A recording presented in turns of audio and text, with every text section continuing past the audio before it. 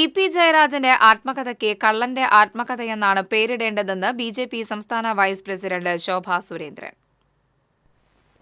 BJP. ജില്ലാ ആസ്ഥാനത്ത് നടത്തിയ വാർത്താസമ്മേളനത്തിൽ സംസാരിക്കുകയായിരുന്നു ശോഭാ സുരേന്ദ്രൻ. മുഖ്യമന്ത്രി പറഞ്ഞതുപോലെ നിഷ്കളങ്കനാണ് ഇ.പി. ജയരാജനെങ്കിൽ പിന്നെ എന്തിൻ്റെ പേരിലാണ് ജയരാജനെ LDF കൺവീനർ സ്ഥാനത്ത് നിന്ന് മാറ്റിയത്?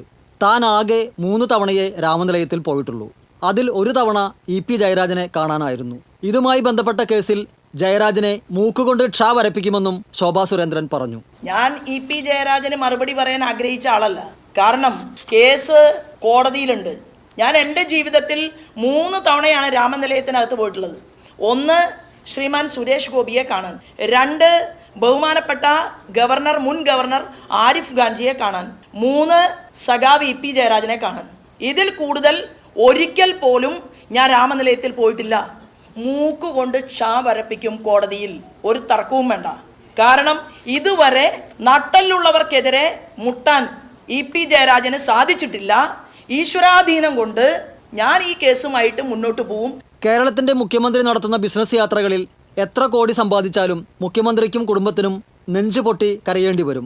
അതിദരിദ്രരെ കണ്ടെത്താൻ മുഖ്യമന്ത്രി ഇടമലക്കുടി പോലുള്ള ഗോത്രവർഗ പ്രദേശങ്ങൾ സന്ദർശിക്കണമെന്നും ശോഭാ സുരേന്ദ്രൻ പറഞ്ഞു. മുഖ്യമന്ത്രിക്ക് അതിദാരിദ്ര്യം കാണണമെങ്കിൽ ഇടമലക്കുടിയിലേക്ക് ഒരു യാത്ര നടത്താൻ പറ്റുമോ? അട്ടപ്പാടിയിൽ ഭക്ഷണം കിട്ടാതെ, അതായത് യാതൊരു പോഷകാഹാരവും കിട്ടാതെ ജീവിക്കുന്ന മനുഷ്യരുടെ ഇടയിലേക്ക് ഒരു യാത്ര നടത്താൻ സാധിക്കുമോ?